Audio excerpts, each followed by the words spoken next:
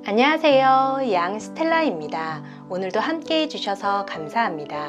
노인 천만 시대, 대한민국은 벌써부터 초고령화 사회에 돌입하고 있는데요. 이에 당연히 정부에서도 대책 마련을 위해 다양한 정책을 내고 있습니다. 이번 2025년에는 조금 더 적극적으로 정부에서 민생 안정과 역동경제, 그리고 서민과 중산층 중심으로 다양한 정책 실현을 발표했는데요. 2024년보다 훨씬 업그레이드된 예산안과 지원 정책들이 2025년 나에게 어떻게 적용될 수 있는지 우리가 알아야겠죠. 지원 정책들 중에서 놓치지 말아야 할 핵심 6가지를 준비했습니다.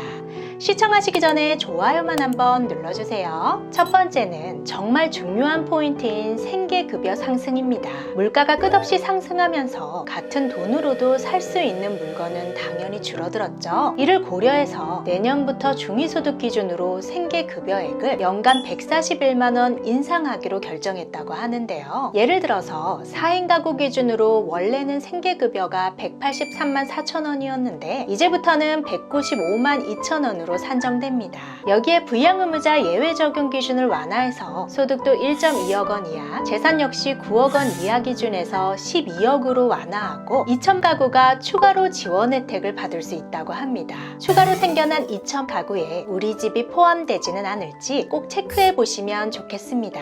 2025년 예산안을 살펴보면 공공형 노인 직접 일자리 확대에 투입되는 예산이 무려 24조 원이 넘습니다. 현재 88만 개에 달하는 일자리를 2027년까지 120만 개로 늘려서 65세 이상 노인 인구의 10%에 달하는 일자리를 만들겠다는 건데요. 어떻게 이게 가능하냐고요? 우선 공익활동형 일자리, 사회서비스형 일자리, 민간형 일자리 3가지 그룹으로 나눠서 확대 실시하고 있는데요. 공공기관이 주도하는 낮은 근무 강도와 난이도의 일자리에서부터 사회활동이 활발하고 IT 역량을 기본으로 갖춘 베이비붐 세대가 본격적으로 노년층에 진입함에 따라서 전문적인 일자리까지 창출할 수 있다는 겁니다. 하지만 일자리가 해결되어도 생계급여가 올라도 항상 가장 큰 문제는 바로 주거입니다. 집값 역시 오르는 물가에 따라서 계속 오르다 보니까 살 곳이 제대로 마련되지 않아 곤혹스러운 분들이 많으신데요. 그래서 정부는 파격적으로 내년 공공주택 공급 물량을 25만 2천 가구로 책정했습니다.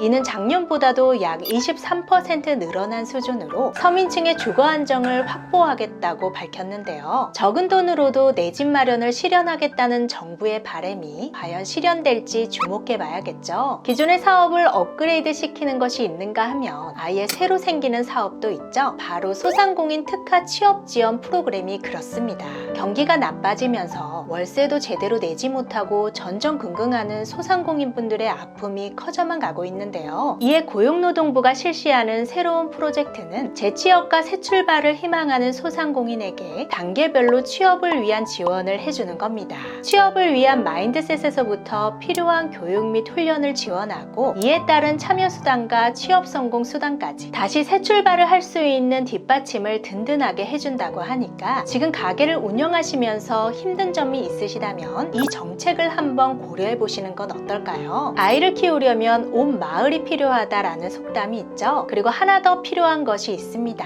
바로 돈이죠. 현실적으로 아이를 키우기 위해서는 각종 비용이 필요하기 마련인데 역설적으로 아이를 키우려면 일을 할 수 없으니까 당연히 경제적으로 어려워질 수밖에 없습니다. 이에 정부에서는 육아휴직 급여를 지원했지만 터무니없이 부족하다는 의견이 많았는데요. 그래서 2025년부터는 기존 150만 원이었던 육아휴직 급여가 월 최대 250만 원으로 상향된다는 희소식이 있습니다. 육아휴직을 실시하는 첫 3개월 동안에는 250만 원, 4개월에서 6개월에는 200만 원, 그리고 7개월부터는 160만 원으로 상향되었는데요. 만약 1년간 육아휴직을 사용한다고 가정했을 때 기존에 받는 금액은 1,800만 원 수준이었다면 2025년부터는 2,310만 원으로 상향됩니다. 그리고 생후 18개월 이내의 부모가 모두 육아휴직을 진행한다면 첫 6개월 동안의 급여를 상향 지원하는 6+6 부모 육아휴직제 역시 첫 달 금액이 200만 원이었지만 이제는 250만 원으로 인상될 예정입니다. 이미 육아휴직을 하고 있는데 어떻게 하는지 궁금하신 분들 계시죠? 걱정하지 마세요. 기존에 진행 중인 분들도 1월 1일 이후부터는 인상된 급여로 지급됩니다. 마지막은 바로 의료개혁입니다. 사실상 지금 의료개혁을 위해서 의대 정원을 늘리고자 시도했었지만 엄청난 반발과 반대에 부딪히며 다양한 문제점이 나타나고 있는데요. 전국적으로 의사들이 파업에 돌입하면서 제대로 된 치료를 받지 못하는 사람들도 늘어나고 있어서 원성의 목소리가 자자한 상황입니다. 이에 정부는 빠르게 문제를 해결하기 위해서 앞으로 5년간 의료개혁에 20조 원 이상의 자원을 투자할 것임을 밝혔고 필수 의료와 지역 의료를 살리기 위해 노력할 것이라고 하는데요. 우선 서울 수도권에 집중되어져 있는 대표 대형병원 수준으로 지역의 17개 병원을 권역 책임 병원으로 지정해 개선하겠다고 합니다. 그리고 최신 장비들을 배치할 수 있도록 노력하고 중증 질환이나 고난도 의료 연구 역시 지방을 중심으로 지원하겠다고 하는데요. 전공의 수련 지원에도 90배 증액하며 생명을 다루는 분야에 더욱 집중할 수 있도록 인프라를 늘려가겠다고 합니다. 나이가 들면 들수록 국가의 의료 인프라가 얼마나 중요한지는 체감하고 계실 텐데요. 아픈 곳은 늘어나는데 나를 케어해줄 병원이 없다는 생각이 드는 것만큼 불안한 건 없겠죠. 그러니 이런 부분도 꼭 알아두셔야겠습니다. 이렇게 2025년에는 본격적으로 개혁이 시작되는 움직임이 보여지는데요. 기존 정책에서 발전된 것도 아예 새로 시작하는 지원들도 있으니까 놓치지 마시고 체크하신 후 여러분이 받아야 할 혜택을 모두 알뜰하게 챙겨가시기 바랍니다.